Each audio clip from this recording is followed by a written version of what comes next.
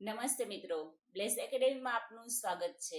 મિત્રો, આજે આપણે જનરલ નોલેજના 25 પ્રશ્ન જોશું. તો ચાલો મિત્રો શરૂ કરીએ. પહેલો પ્રશ્ન છે, ચીની યાત્રી ફાહિયાન કોના સમયમાં ભારતમાં આવ્યા હતા? તો તેનો જવાબ આવશે ચંદ્રગુપ્ત બીજાના સમયમાં. ત્યારબાદ બીજો પ્રશ્ન, ઓક્સફર્ડ ઓફ મહાયાન બૌદ્ધ તરીકે ભારતની કઈ પ્રાચીન વિશ્વવિદ્યાલય ઓળખાય છે? તો તેનો જવાબ આવશે નાલંદા. ત્યારબાદ ત્રીજો પ્રશ્ન, સ્કંદગુપ્તના સમયમાં સૌરાષ્ટ્રના રાજ્યપાલ કોણ હતા? તો તેનો જવાબ આવશે પર્ણદત્ત. ત્યારબાદ ચોથો પ્રશ્ન, સૌરાષ્ટ્રના રાજ્યપાલ પર્ણદત્તે ગિરનારના રક્ષક તરીકે કોની નિમણૂક કરી હતી? તો તેનો જવાબ આવશે ચક્રપાણીદત્ત. ત્યારબાદ પાંચમો પ્રશ્ન, સ્કંદગુપ્તના સિક્કા પર ગરુડની જગ્યાએ શાનું ચિહ્ન અંકિત હતું? તો તેનો જવાબ આવશે નંદી અથવા વેદી. ત્યારબાદ છઠ્ઠો પ્રશ્ન, ચંદ્રગુપ્ત બીજાએ કયા સક્ષત્રપ રાજાને હરાવી ગુજરાતમાં ગુપ્ત વંશની સ્થાપના કરી? તો તેનો જવાબ આવશે રુદ્રસિંહ ત્રીજો. ત્યારબાદ સાતમો પ્રશ્ન, સુદર્શન તળાવના કિનારે ચક્રધારી વિષ્ણુનું મંદિર કોણે બંધાવ્યું હતું? તો તેનો જવાબ આવશે ચક્રપાલિત. ત્યારબાદ આઠમો પ્રશ્ન, મહેન્દ્રાદિત્ય તરીકે કયા ગુપ્ત રાજાને ઓળખાવવામાં આવે છે? તો તેનો જવાબ આવશે કુમારગુપ્ત પ્રથમ. ત્યારબાદ નવમો પ્રશ્ન, ચક્રપાલિતે સુદર્શન તળાવના કિનારે કયું મંદિર બંધાવ્યું હતું? તો તેનો જવાબ આવશે ચક્રધારી વિષ્ણુ. ત્યારબાદ દસમો પ્રશ્ન, ગુજરાતમાં મૈત્રક સત્તાનો ઉદય કયા સમય આસપાસ થયો હતો?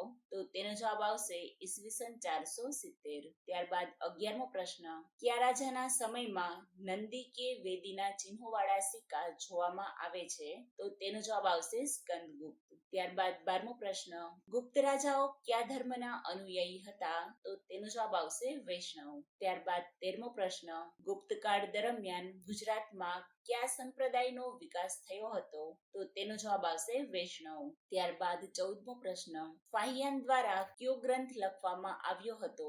તો તેનો જવાબ આવશે ફવો કવો કી. ત્યારબાદ 15મો પ્રશ્ન, ચંદ્રગુપ્ત બીજા દ્વારા કયા લોહ સ્તંભનું નિર્માણ કરવામાં આવ્યું હતું? તો તેનો જવાબ આવશે મહેરોલી. ત્યારબાદ 16મો પ્રશ્ન, કયા લોહ સ્તંભને હજુ સુધી કાટ લાગ્યો નથી? તો તેનો જવાબ આવશે મહેરોલી. ત્યારબાદ 17મો પ્રશ્ન, નાલંદા વિશ્વવિદ્યાલયની સ્થાપના કોના સમયમાં થઈ હતી? તો તેનો જવાબ આવશે કુમારગુપ્ત પ્રથમ. ત્યારબાદ 18મો પ્રશ્ન, ગુપ્ત વંશની સ્થાપના કોણે અને ક્યારે કરી હતી? તો તેનો જવાબ આવશે શ્રીગુપ્તે ઈસવીસન 240માં. ત્યારબાદ 19મો પ્રશ્ન, ગુપ્ત વંશનો વાસ્તવિક સ્થાપક કોને માનવામાં આવે છે? તો તેનો જવાબ આવશે શ્રીગુપ્તને. ત્યારબાદ 20મો પ્રશ્ન, ગુપ્ત વંશનો અંતિમ શાસક કોણ હતો? તો તેનો જવાબ આવશે વિષ્ણુગુપ્ત. ત્યારબાદ 21મો પ્રશ્ન, કયો ગુપ્ત સમ્રાટ વીણાનો શોખીન હતો? તો તેનો જવાબ આવશે સમુદ્રગુપ્ત. ત્યારબાદ 22મો પ્રશ્ન, સમુદ્રગુપ્તને બીજા કયા નામે ઓળખવામાં આવે છે? તો તેનો જવાબ આવશે હિન્દનો નેપોલિયન. ત્યારબાદ 23મો પ્રશ્ન, હિન્દના નેપોલિયન તરીકે કયા ગુપ્ત રાજાને ઓળખવામાં આવે છે? તો તેનો જવાબ આવશે સમુદ્રગુપ્તને. ત્યારબાદ 24મો પ્રશ્ન, સમુદ્રગુપ્તના દરબારી કવિ કોણ હતા? તો તેનો જવાબ આવશે કવિ હરિસેન. ત્યારબાદ છેલ્લો 25મો પ્રશ્ન, ગુપ્ત વંશનું રાજચિહ્ન કયું હતું? તો તેનો જવાબ આવશે ગરુડ.